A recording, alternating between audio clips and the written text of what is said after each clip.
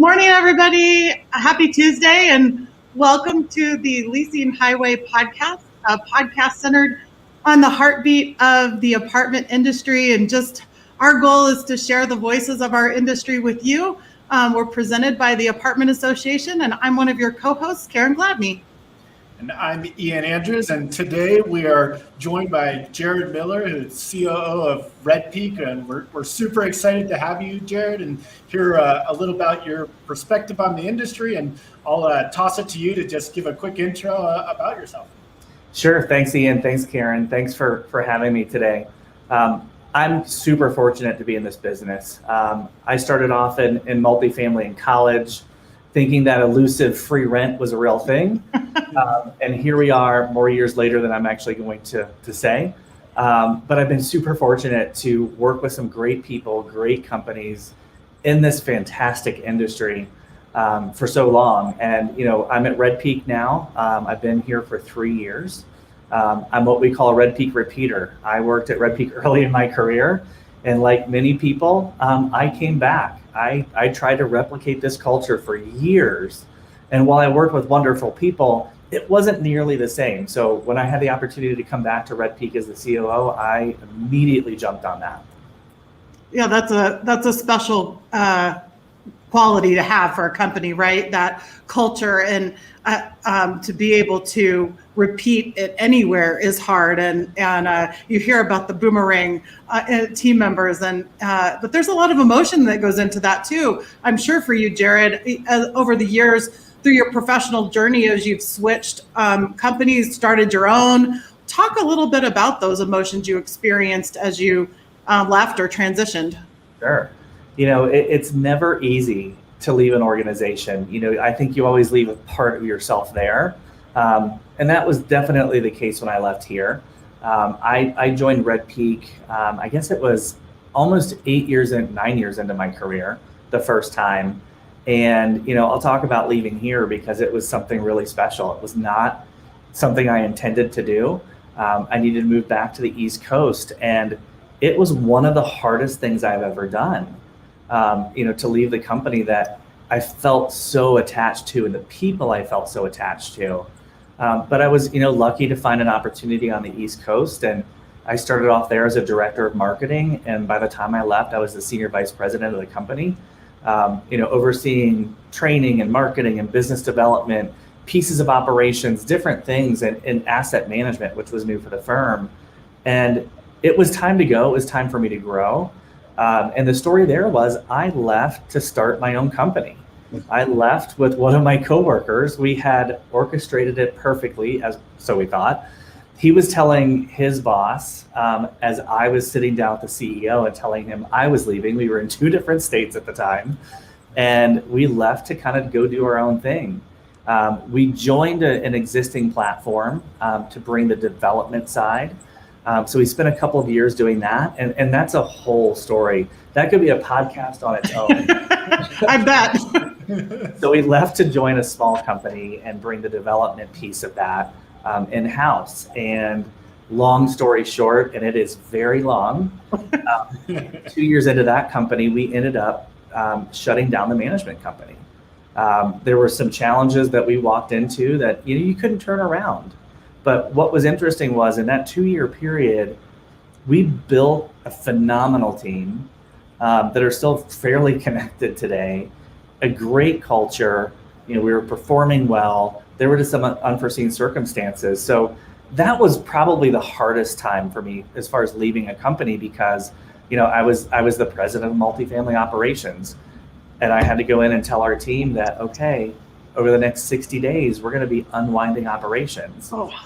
And watching their faces and having a relationship with each of them, it was really hard. I stayed behind to make sure that things were unwound properly and that they were all taken care of and they all had a new adventure to go on. That was heartbreaking for sure. Yeah. At that point, we took that development pipeline and started Homestead, which was the company I was with for a number of years. And it was just 3 of us building and buying properties. And it was a great adventure. But again, RedPeak came calling at the right time. And it's funny, I was gone from RedPeak for 11 years.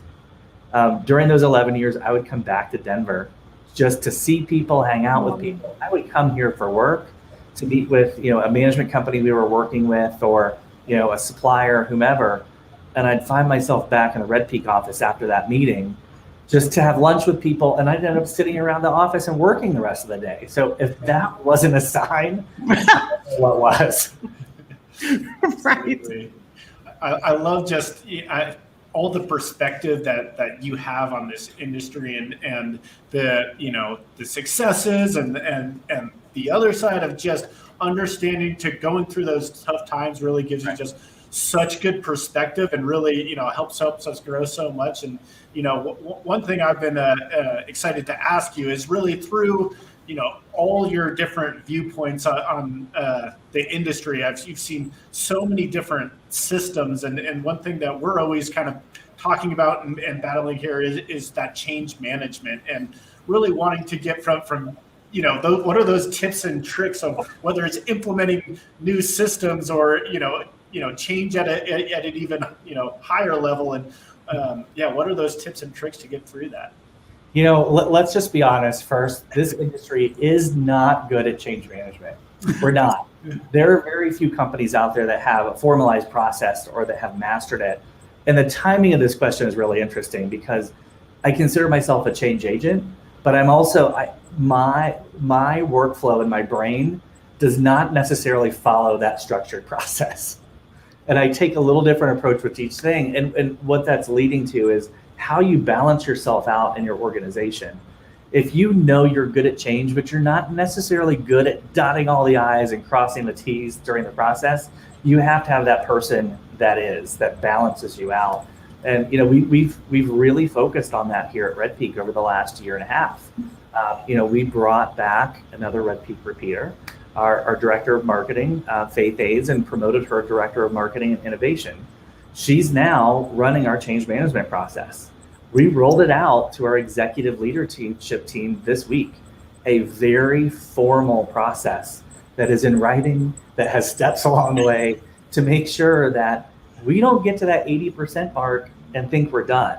And that's the big risk there. But, one, being an agent of change is important, but two, realizing that we've got the pandemic and it's not really behind us. We learned how fast we could pivot, and that, process mattered, but it became less important. It became about getting it done.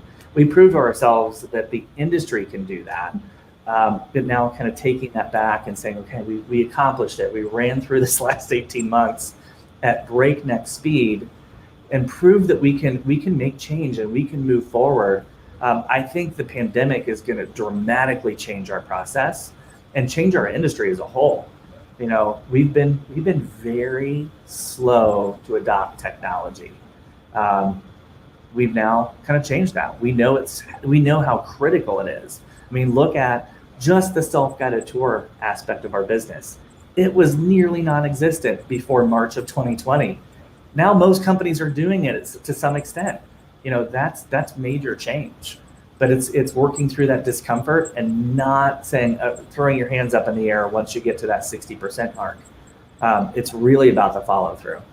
Yeah, I think the follow through is key. And to your point, I think sometimes you get to the 60% mark or the 80% mark, and because as humans we're averse to change. Not even just our industry, even people who say they love it.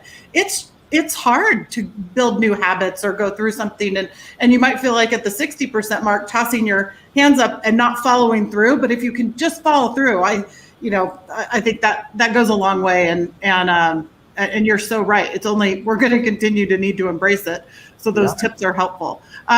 We'll step aside and flip back around and pick up on that, Jared, on the other side, and take a quick break. Okay. Introducing Remote Lock Universal Access Control.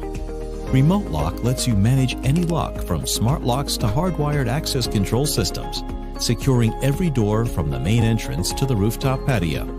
And you get to choose from the best top-of-the-line smart locks out there, from brands like Yale, Schlage, Kwikset, August, Mercury, and many more. Now you can configure and add access at the push of a button and set up customized schedules for each and every user, all within a matter of minutes. It even works with property management and booking software like Airbnb, Guesty, Entrata, RealPage, and more. With Remote Lock, you'll finally have a future-proof solution that controls all your properties around the world from a single, easy-to-use platform. Let Remote Lock be the last access control partner you'll ever need.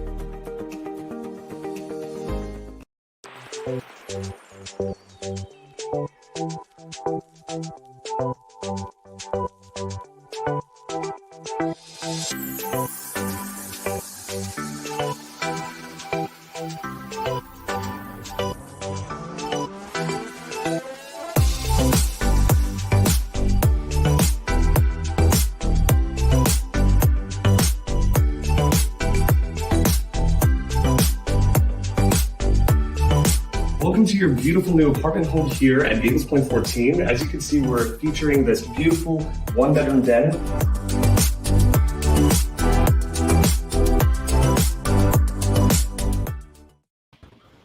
Welcome back. Speaking of change and technology, right?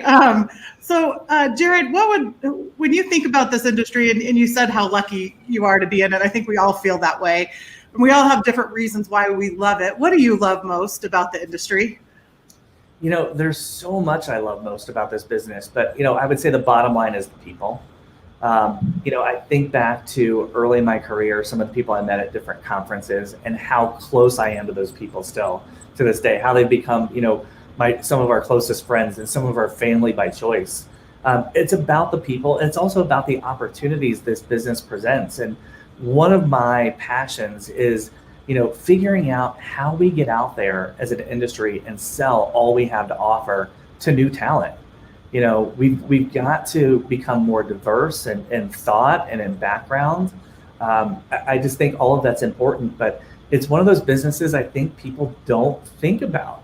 When you're in college, very few of us said specifically, I want to go into multifamily. I want to be in the apartment industry.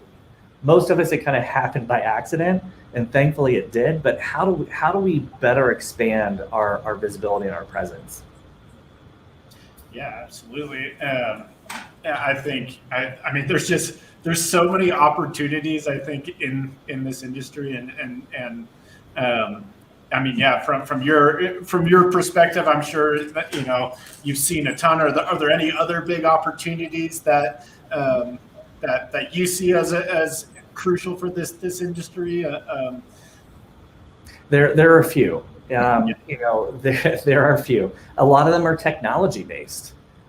We've got to embrace technology and embrace change. If not, there are some new players in the space that are going to leave us in their dust if we're not really careful. But embracing all that's out there and really finding those best of breed, supplier partners, technology partners to help push us forward. I think that's a huge opportunity. The other is, we actually have access to a really young talent pool if we think about it. I spent a number of years in student housing. And what I always found interesting was how different management companies treated that talent, right? Because they're coming in, those community assistants come in and they work 10 to 20 hours a week. But they're super smart and they're really driven. And unfortunately, so much of our interaction with them is based on whether their school schedule fits our need. Instead of honing that talent and investing in them, if you look at student housing, you have a 800-bed property, you might have 8 different community assistants. That's a great talent pool that we should be tapping into. And it was always hard for me to watch some companies that didn't appreciate that talent, didn't appreciate those ideas. The ideas that those young people are bringing to the table are absolutely phenomenal. Give them the runway. They're going to change this industry if we let them. Oh yeah, and it makes it so fun, when you engage new talent and new perspectives too, just to help us all not be complacent. That's right. I don't think any of us have been able to sit back over the last 16 or 18 months and be complacent. No. And those that have, I'm sure you see it in your numbers and your retention with your team members, not just your residents, but we have to move forward. Yeah, the talent pool is exciting to think about. It's just exciting to think about educating people about what a phenomenal industry this is, to your point, what you said, because nobody realizes all the different career paths that are within it. You think of, an old sitcom in the 70s with a guy tossing a set of keys to somebody.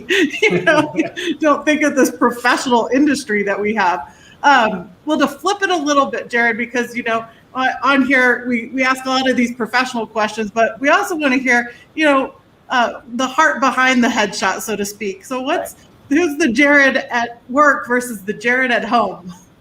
That's a good question. It is different. And it's funny, my partner is also in multifamily.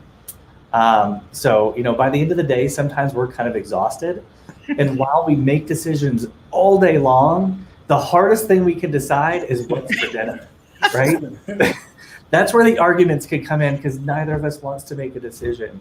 But at home, I really do try to disconnect. One of the great things that we've created here is a really good work-life balance. And it's actually one of the reasons I came to RedPeak the first time. I was a director of marketing. I had 40,000 apartments. And I would go home at night and just be completely exhausted. Or I'd spend most weeks traveling, and I had a young son at the time, and I was missing out on a lot. So I came here for the work-life balance. I've tried to maintain that. I try to, push that with our team and make sure they're taking PTO. But, for me, after hours, it becomes about friends and family. And yeah, there are things that come up, but I'm trying, it's a work in progress, to be really cognizant of those after hours emails and when I'm thinking about and responding to things. But, for me, after hours, I love to travel. Here, I love to spend time in the mountains and just disconnect. We've built some really great friendships in Denver, investing in those, trying to spend time with people. And, we've been here 3 years. And what's interesting is there are some people we haven't seen since we moved back. So we're trying to reconnect with those people and invest on that side. It's just so important. But I try to travel a lot, even during the pandemic. My son lives on the East Coast. He is turning 17 in a couple months. And that's a second that I will not give up. So even during the pandemic, we've been back and forth to Florida as safely as possible. But that time is so important. When I'm there, everything kind of revolves around him and that schedule, and spending time with our family there as well. That's so special. I have to ask you, because you are one of the most well-traveled people I know, right in line with Ian, I feel like. What are a couple of your favorite places, which is a very hard question, I know, to answer for somebody who's super well-traveled, because they all have their own magic. But just curious that you mentioned travel. What are some of your favorites? Sometimes I think it's about the eye-opening experience. Mm-hmm. We're so fortunate in this country to have all that we do. I would say one of the more memorable and a bit more random was a trip we took, and we ended up in Vietnam. And we were in Da Nang, and we had a guide, and he was so proud of his city and how clean it is, and just going on and on.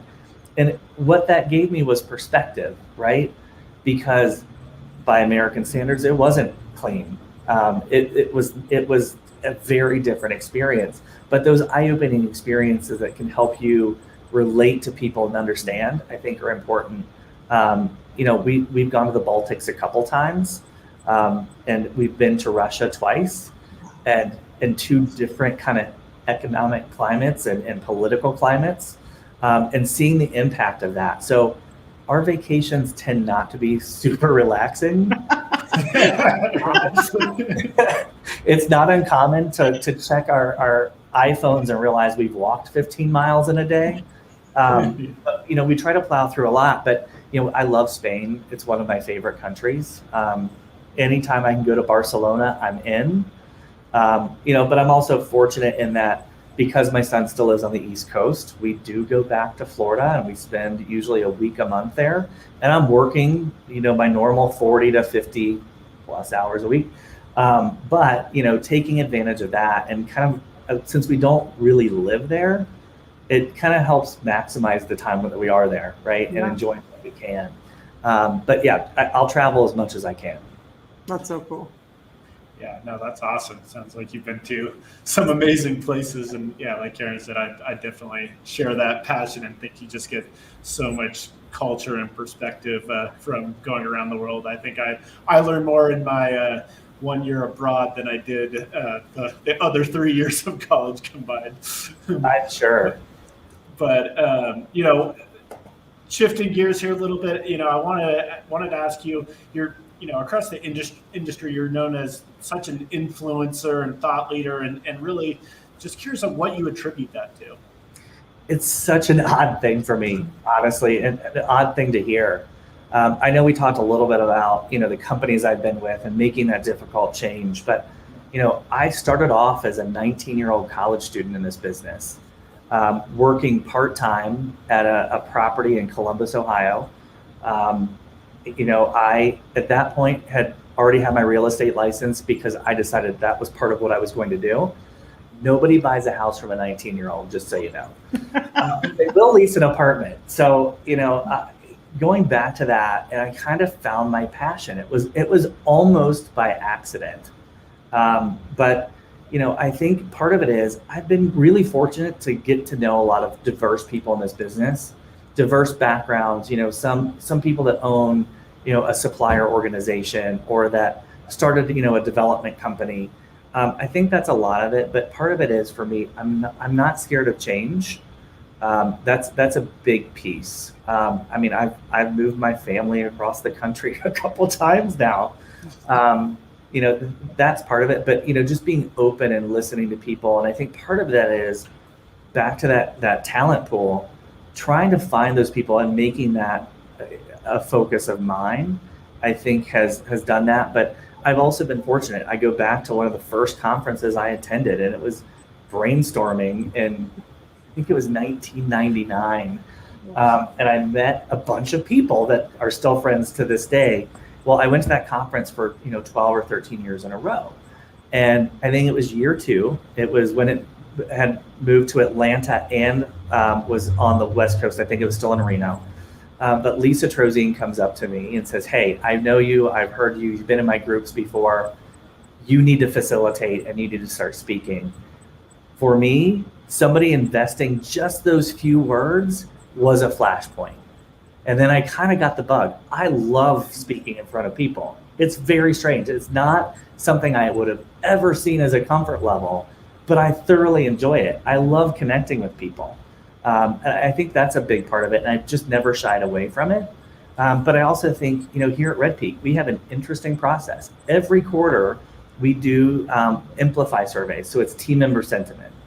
And then tagged on with that, our team members get to ask anonymous questions.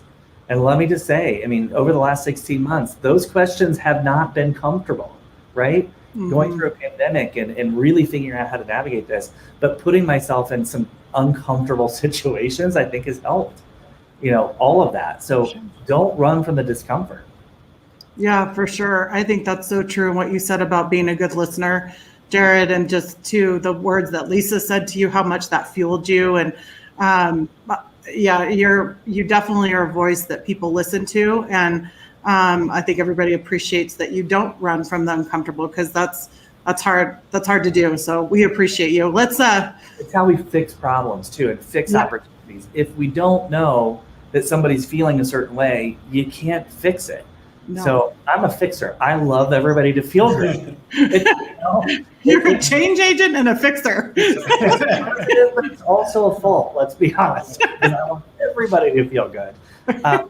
Working through some of those challenges and having honest conversations, and sometimes raw conversations, the outcome can be phenomenal, but you can't shy away from it. Yeah, exactly.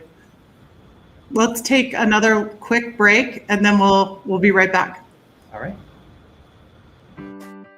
Meet Drew. She's a photographer living in Chicago and is currently looking for a new apartment. She's found a few places she likes, but isn't sure which one is the best fit. That's when Drew discovered RentGrata. RentGrata allowed Drew to talk to Ashley, a resident of the building she was considering. After talking to Ashley, Drew knew it was the right place for her, so she decided to move in. Today, Drew found a new home and Ashley made some referral money. But with RentGrata, it doesn't stop there. When this conversation data is combined with AI machine learning intelligence, RentGrata can provide new insights that allow property managers to get a better sense of what renters want. And that means a better renter experience for all. Welcome your residents, reach them with RentGrata.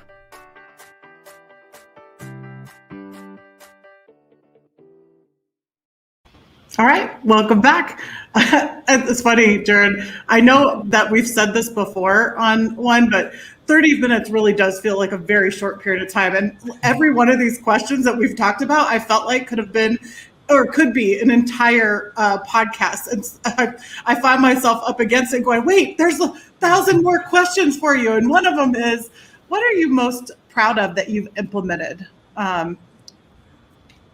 That's a big question. I wish I had the whole podcast question. Time to ponder. I think probably it comes back to the people that have been hired. For me, that is an implementation. Mm-hmm. Pulling the right people in at the right time in the right scenario. We're a really small company. We have 130 team members. We have 45, soon to be 46, 47 communities, but they range in size from 12 apartments to almost 600. So you kind of run the gambit. So at the end of the day, we're a 3,300 unit apartment company. So you really think about that and you wonder, what level of talent can a company that size have? I will tell you, the people we've brought in, the people that were here, the people we've added over the last 3 years, our talent per unit, which is how I think about it, will absolutely blow everybody out of the water. We have the absolute best people in this company. That's an implementation I'm proud of. A lot of them were here, but we brought on a number of new team members over the last 3 years. But thinking about some other things, I would say one of the things that I learned from my student housing experience more than ever before, and it's because I had the opportunity, was how critical it is to align site selection, development, design, interior design, marketing, branding, service delivery, all under one umbrella. If you have the opportunity to do that and do it right from the beginning, the value is unbelievable. The challenge so many of us have is we do that as an afterthought, right? Even if it's an acquisition, it's really hard to get all of that aligned at once. But that's one of the things I'm more proud of is we're working on some new developments here at RedPeak, is that the people that are at the table are those that need to be at the table from the very beginning. Mm-hmm. And it's a very holistic approach to everything. So we're not going to have this, large property that kind of feels one way on the outside and you walk in and it's the polar opposite. And then the service delivery has nothing to do with the exterior or interior design. That's such a great opportunity. But, I've been fortunate to touch a lot in my career. I was the marketing guy that somehow became the operator, and there was asset management along the way too. So, I've had the opportunity to do a lot. And my hope is that I can afford, that same opportunity for other people. Yeah.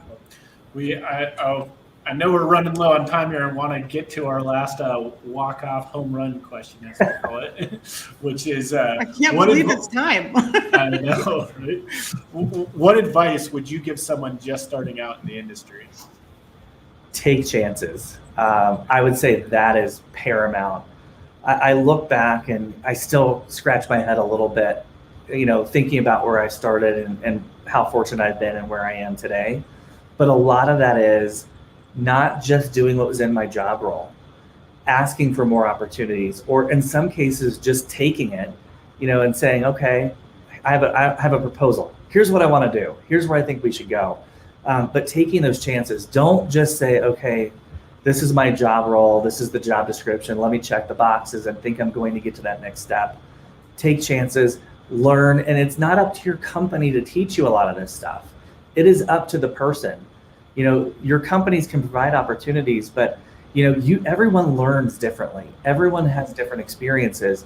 Look outside of multifamily, look outside of your company and see what other opportunities there are for you to absorb some knowledge, but take chances. I remember I was fortunate to work for a VP when I was at Lane Company many years ago.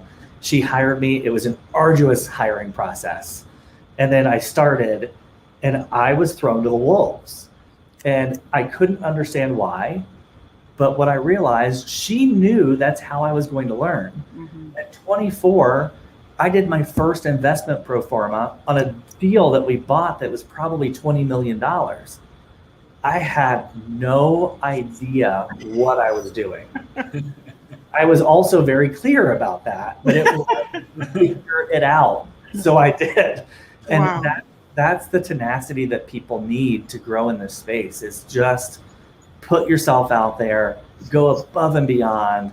And if there's something you don't know, find somebody to ask. Mm-hmm. Ask questions, because guess what? Nobody knows everything. I'm still asking questions every day, especially when it comes to the investment side of our business. Yeah. You know, I understand it, but am I the expert? No. So I go to the expert. Well, we certainly were honored to have you today, Jared. I mean, talk about above and beyond. This was above and beyond, and it was so fun talking with you. Thank you so much for joining us. Thank you for having me. Thank you again for the opportunity. You bet. Absolutely. This was great. Thank you. Bye, everyone. Bye, everyone.